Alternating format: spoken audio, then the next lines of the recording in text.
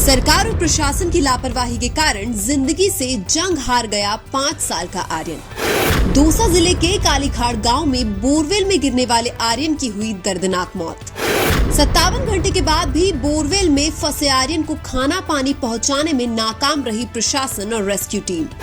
आर्यन को बाहर निकालने के लिए किए जा सकते थे और भी बेहतर प्रयास। सरकार अगर बेहतर प्रयास करती और बच्चे को जल्दी बाहर निकाल लेते तो बच सकती थी 5 साल के आर्यन की जान। बोरवेल में गिरने वाले आर्यन को बाहर निकालने में लगभग 57 घंटे लगा दिए। क्या यह सरकार और प्रशासन की नाकामी नहीं है? एनडीआरएफ और रेस्क्यू टीम के पास जो संसाधन थे उससे बच्चे को बचाने का प्रयास जरूर किया था, लेकिन उन्होंने बच्चे को बाहर निकालने में बहुत ही लेट कर दिया। इसलिए बच्चे को बाहर निकालने से पहले ही उसकी मौत हो गई थी। अगर बच्चे को 24 घंटे के अंदर बाहर निकाल लेते तो हो सकता है 5 साल के मासूम आर्यन की जान बच जाती। लगभग 150 फीट पर बोरवेल में फंसे 5 साल के आर्यन को निकालने के लिए एनडीआरएफ टीम के 6 देसी जुगाड़ फेल हो गए थे। आर्यन को निकालने के लिए 3 तरीके अपनाए गए थे, लेकिन किसी भी तरीके से आर्यन को जल्दी बाहर निकालने में सफल नहीं हो सके। सबसे पहले एनडीआरएफ की टीम देसी जुगाड़ के तहत बच्चे को लगातार बाहर निकालने का प्रयास कर रही थी। इसके अलावा बोरवेल के बराबर में खुदाई करके पारंपरिक तरीके से सुरंग बनाकर बच्चे को निकालने का प्रयास किया गया था।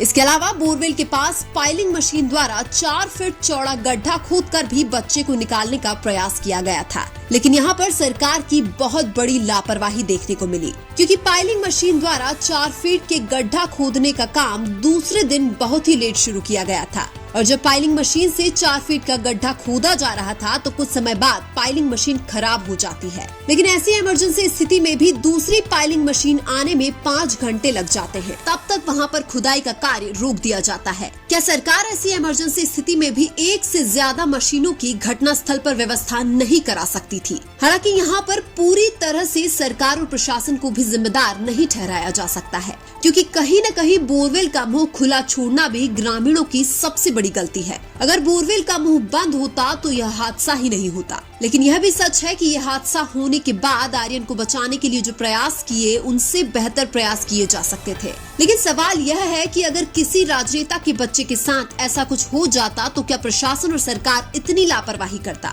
सरकार और प्रशासन की इस लापरवाही से यह साबित होता है कि इस देश में आज भी गरीबों की जान की कोई कीमत नहीं है। अब सवाल यह है कि क्या सरकार और प्रशासन के पास इतने भी संसाधन नहीं थे कि वो 24 घंटे के अंदर बोरवेल में 150 फीट नीचे फंसे बच्चे को बाहर नहीं निकाल सकते थे? क्योंकि बोरवेल में गिरने के 24 घंटे बाद तक आर्यन मूवमेंट कर रहा था और जिंदा था। बेशक प्रशासन और सरकार के पास संसाधन कम हो सकते हैं, लेकिन इतने भी कम नहीं हो सकते कि बच्चे को बाहर निकालने के लिए 57 घंटे का टाइम लग जाए। अब जो मेडिकल रिपोर्ट आ रही है उसके अनुसार बच्चे की मौत गिरते समय चोट लगने से और भूख प्यास से हुई है, यानी कि प्रशासन और रेस्क्यू टीम बच्चे तक खाना पानी पहुंचाने में भी नाकाम रही। हो सकता है अगर आर्यन को खाना पानी मिल जाता तो वो कुछ समय और भी जिंदा रह सकता था, लेकिन 5 साल के मासूम आर्यन के साथ जो भी हुआ दर्दनाक और दयनीय था। जहां पर यह घटना हुई वहां पर स्थानीय विधायक और स्थानीय सांसद दिखाई नहीं दे रहे थे, जो कि एक शर्मनाक बात है।